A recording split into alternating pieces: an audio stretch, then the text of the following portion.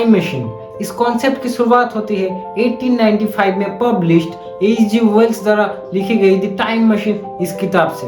वैसे तो ये किताब पूरी फिक्शन थी, लेकिन इसके बाद ही पूरी साइंटिफिक कम्युनिटी इस सोच में पड़ गए कि कैसे टाइम ट्रैवल किया जा सकता है। तो आज के इस समय काल में जब ह्यूमैनिटी इतनी मॉडर्न बन चुकी है और साइंस एंड टेक्नोलॉजी इतनी तरक्की कर चुकी है, तो क्या एक छोटा सा टाइम ट्रैवल पॉसिबल नहीं है? सुनने में ये काफी आसान तो लगता है, लेकिन ये इतना सिंपल भी नहीं है। सो हेलो फ्रेंड्स, मैं हूं देवाशीष, और क्या टाइम ट्रैवल करना रियली पॉसिबल है? अगर हाँ तो कैसे? Let's find out in our today's video.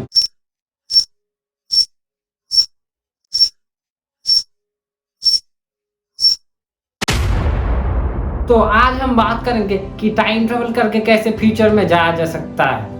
जहाँ पे न्यूटन कहता है टाइम ट्रैवल पॉसिबल ही नहीं है, वहीं पर आइंस्टाइन की थ्योरी ऑफ रिलेटिविटी हमें एक नई उम्मीद की किरण देता है। सबसे पहले मैं आपको क्लियर कर दूं कि टाइम ट्रैवल आज के समय काल में भी पॉसिबल है। हालांकि ये काफी छोटे पैमाने पे होता है, लेकिन टाइम ट्रैवल आज भी होता है। चलिए इसे एक प्रैक्टिकल एग्जाम्पल के साथ समझते हैं। स्कॉट केली नाम का एक एस्ट्रोनॉट आईएसएस पे 1 साल तक समय बिताता है। इंटरनेशनल स्पेस स्टेशन, जो कि 17,500 माइल्स पर आवर की स्पीड से पृथ्वी को ऑर्बिट करता है, और पृथ्वी का पूरा एक चक्कर लगाने में इसे सिर्फ 90 मिनट्स लगते हैं। स्कॉट केली का एक ट्विन ब्रदर है, मार्क केली। जब स्कॉट केली आईएसएस पृथ्वी पर लौटता है तो उन दोनों भाइयों का उम्र बिल्कुल सेम होना चाहिए था, लेकिन अनएक्सपेक्टेडली 5 मिलीसेकंड के लिए स्कॉट केली अपने भाई से यंगर थे। मतलब वो 5 मिलीसेकंड फ्यूचर में जा चुके थे।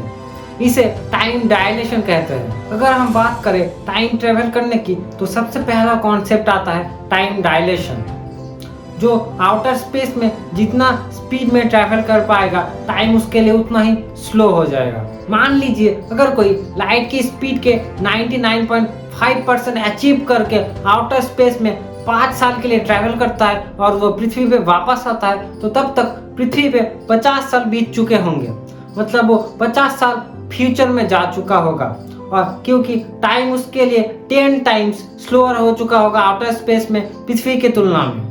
लेकिन अभी तक हमारे पास ऐसा कोई मशीन स्पेसक्राफ्ट नहीं है जो कि लाइट की स्पीड को अचीव कर पाए। दूसरा तरीका ये है कि अगर हम किसी स्ट्रॉन्ग ग्रेविटेशनल फोर्स जैसे कि ब्लैक होल पे कुछ घंटे बिताकर पृथ्वी पर वापस आए, तो पृथ्वी पर कई साल बीत चुके होंगे, जैसा कि इंटरस्टेलर मूवी में दिखाया गया है। लेकिन प्रैक्टिकली हमारे पास ऐसा कोई स्पेसक्राफ्ट नहीं है जो कि ब्लैक होल से वापस बच के निकल पाए।